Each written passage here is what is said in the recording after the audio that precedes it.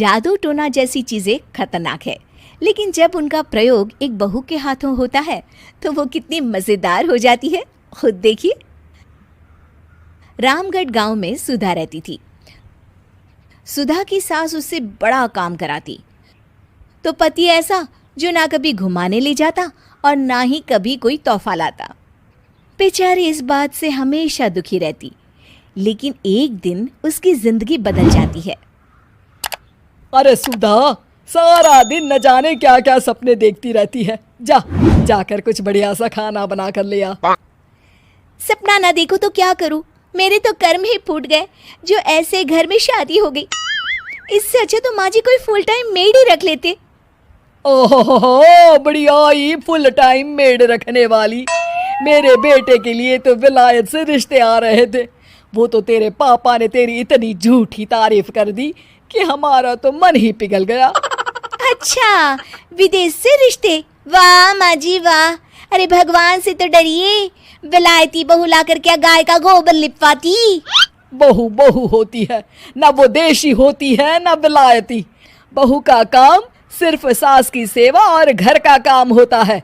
और सुन, तुझे मैं क्यों बताऊं कि मैं क्या करती? जा जाकर घर का काम कर। सुधा मन महसूस कर वहां से चली जाती है। शाम को सुधा का पति जल्दी घर आता है, जिसे देख सुधा खुश हो जाती है। जी, आ गए आप?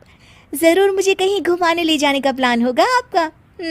सब समझती हूँ मैं। अरे नहीं भाग्यवान, घूमना क्या है, बस आज जल्दी बस मिल गई तो घर जल्दी पहुंच गया।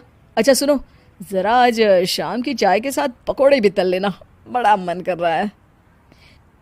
सुधा पति की बात सुनकर पैर पटकती हुई किचन में चली जाती है। वो काम करते करते खिड़की के बाहर देखती है कि तभी उसे एक चमकीली सी कॉपी दिखाई देती है।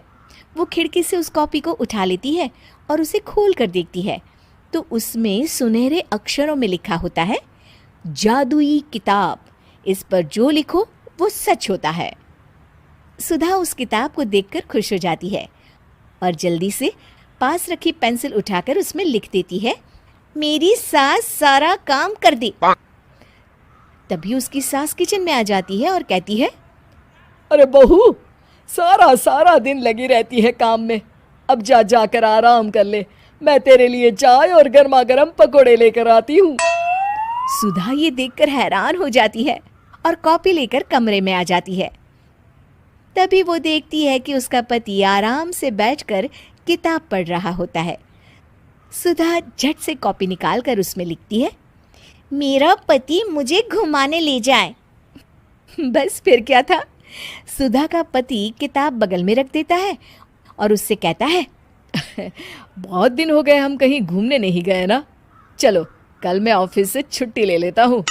सुधा ये सुनकर खुश हो जाती है कि तभी उसकी सास हाथ में चाय और पकोड़े लेकर खड़ी हो जाती है। चलो बहू, कुछ खा लो।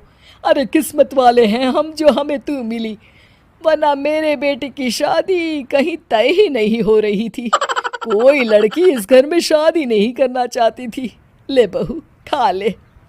अब तो सुधा की बल्ले बल्ले हो गई थी। सुधा की सास और पति बस उसके इशारों पर घूमते। एक दिन सुधा को सास का हार पसंद आ जाता है। वो सास से कहती है, माँ जी कितना खूबसूरत हार है, क्या ये हार आप मुझे दे देंगी? ओए होए, बढ़िया ही, मुझे दे देगी?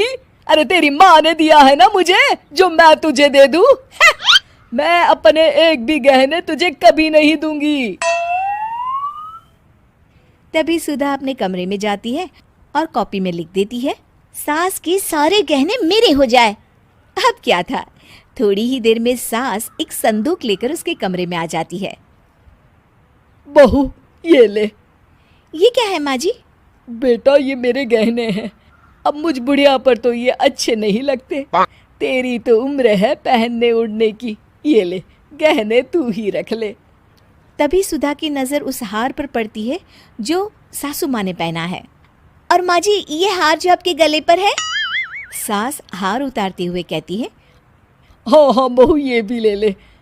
फिर कान के टापस उतारते हुए कहती है, ये ले बेटा, तू ये भी ले ले।